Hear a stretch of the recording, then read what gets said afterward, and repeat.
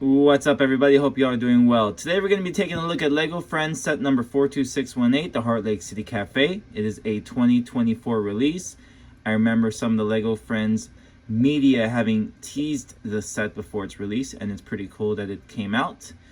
426 pieces, retails for $30. Contains 3 mini dolls, 1 pet, and a little motorcycle. And something very interesting about this motorcycle, which I will discuss after we build this set.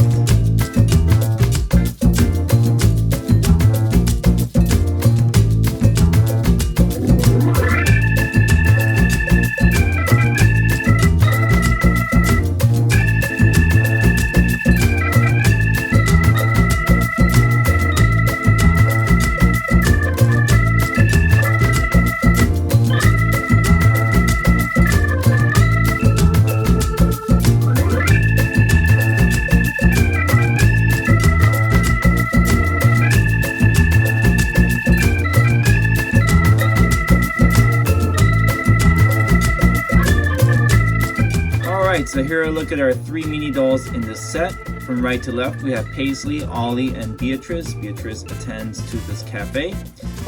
And the scooter, which is really cool. And as another neat thing about it, it's actually in medium blue. Now, those familiar with LEGO's color offerings as of late would know that medium blue has become more scarce lately. And here is a sample clip showing Ollie riding the motorcycle, carrying a delivery of the baked goods, which I really like. This box design, I think that's probably something that would survive despite this set possibly being parted out. So it's a neat treat that in the 2024 summer set they do this, but the fact that they reserved it for a special mold like this might be a little bit concerning, though I would be one to believe that medium blue is not really going anywhere. The outfit styles on the torsos and pants are pretty cool for the set and offer some nice variety amongst the other offerings. And of course, these minifigs fit that mold with the brick gold backdrop. And here's a look at the finished cafe. Very neat, cute little set, but I am a little underwhelmed. It is not a very large set by any means. It only goes up a couple inches. It's a singular one-story building, and really, we have 2 completely open corners. Now, this is probably the norm for a LEGO Friends set of this caliber. And the $30 price point does seem to support this. It does have the feel of a $30 LEGO Friends set. But this is all you're getting, and maybe just a little more density if you factor in the mini dolls and the scooter. So let's put the mini dolls in place. Put Ollie and Paisley in line, and we'll go through the assorted details. So as you have seen in the time lapse, we start by filling out the interior details. It's a very nice, well organized and very colorful and vibrant setup here. A lot of macaroons. Seems like macaroons are the theme and the vibe this year. And a few treats that actually sit on these metallic flat silver 1x2 with rails, which act as like little pans. And it's actually pretty clever how they go about using this, because technically these pans can be handheld. As you can see, the mini doll named Beatrice is holding this 1x2 with her mini doll hand attached to basically the center tube of this 1x2 plate. So that's pretty neat and convenient. And to make this easy to remove, they use jumper plates, which I do believe is really kind of sort of a cost-cutting measure for LEGO sets, but in this case it seems to work out really well to use these jumper elements. You also build cubby holes, which I didn't realize there were cubby holes until the 3rd submodel, which hold the raw ingredients for making the baked goods. And in later submodels you build a food processor, and there are like plenty of croissants in this set. I believe a total of 3. There's also an espresso machine, fairly basic design, but it uses a new 2x2 plate that is actually used in vehicle sets with a frictioned pin stud piece and the gauge over there to complete the look. And it looks like a traditional Italian espresso machine. And the oven is actually pretty neat, using the black 2x3 cupboard pieces and trans orange elements. Also, they have a pan in there actively being baked. as you can see when I open this up. And guess what's in there? More macaroons. The cash register, which I believe is in the second submodel, is very simple and effective and actually extremely modernized. It's a reflection of the modern cash registers that you find, or really I wouldn't call it a cash register because the screen on the top is a smartphone or tablet screen which shows a credit card and a tap to pay option. So Lego has really went with the times. No $100 bills in this one. And aside from that, you get also these condiments, I guess, strawberry syrup, chocolate syrup, and I don't know, vanilla or something else on the side there, whipped cream, probably whipped cream. One of the cool, I guess, literary elements of building this set. So Lego throws in a few little tricks to the building process, and let me remove the mini dolls to show it in a little more detail. And it is that in each submodel, you're completing one cake on each stand. So this red velvet cake is in submodel number 1 using dark red round pieces, which I don't remember having before, so that was pretty cool. The strawberry cake, I guess a strawberry cheesecake, is in submodel number 2, and this really delicious chocolate cake is in submodel number 3. So it's a pretty neat, I guess, literary element. I mean, it's like a storybook time. It adds a little more dimension to the building experience and is pretty fun and well done. Moving out to the exterior, there is definitely one more Easter egg which I will talk about in a badly placed sticker. And you have a myriad of details. So you have 2 tables with studless seats so that the mini dolls can sit. If this were a regular city set, they would probably have studs. What appears to be like a mini bonsai-like plant on the side.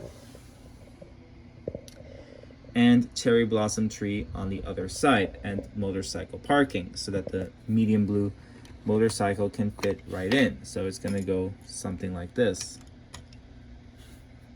Or should I say scooter parking, really. There's also a small bowl so that the one puppy that comes in the set can be fed, and one stud that you can pretty much mount the puppy to take in its water and I guess dog food.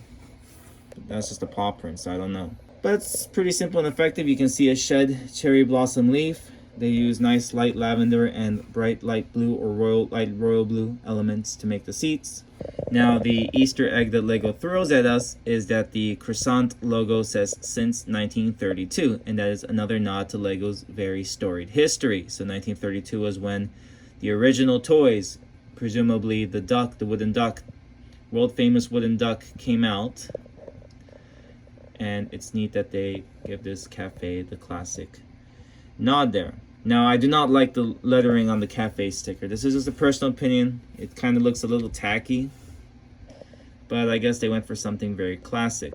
And here is a visual of a minifig sitting there. Really not a whole lot of room to fit a mini doll, but since they have a narrower torso profile, they tend to fit a little better than a traditional minifig. If you have a minifig, you need at least 4 studs of clearance. Maybe you can get away with 3. So it's a little tight for minifig, but since the mini dolls have a narrower torso, they seem to fit pretty well. But that is quite a lot of carbohydrates for this mini doll.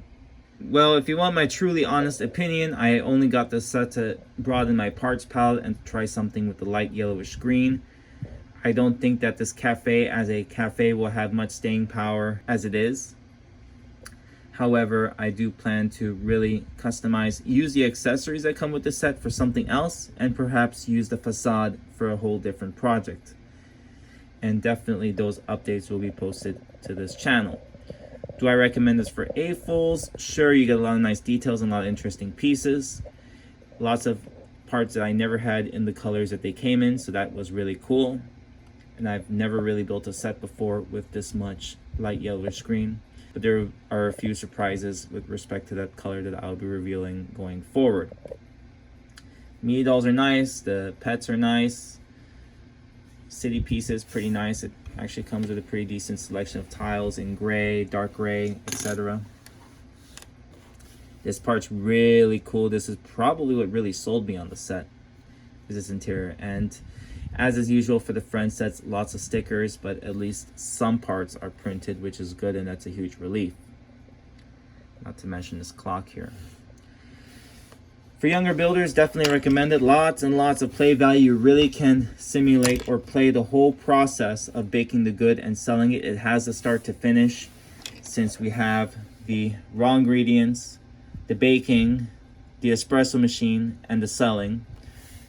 And like I said earlier, no paper currency, digital currency. Tap to pay on the cell phone here, which actually, funny enough, is showing just text bubbles. So a little bit of modern times with Lego, and this is going to be an overall fun set, but it definitely really needs to be customized. But for the price point, I mean, you cannot complain about the price point. You are getting what you pay for. If you wanted something a little more, definitely Lego would ask more money in the $40 to $50 price range if you wanted like a third wall. But all in all, recommendable set.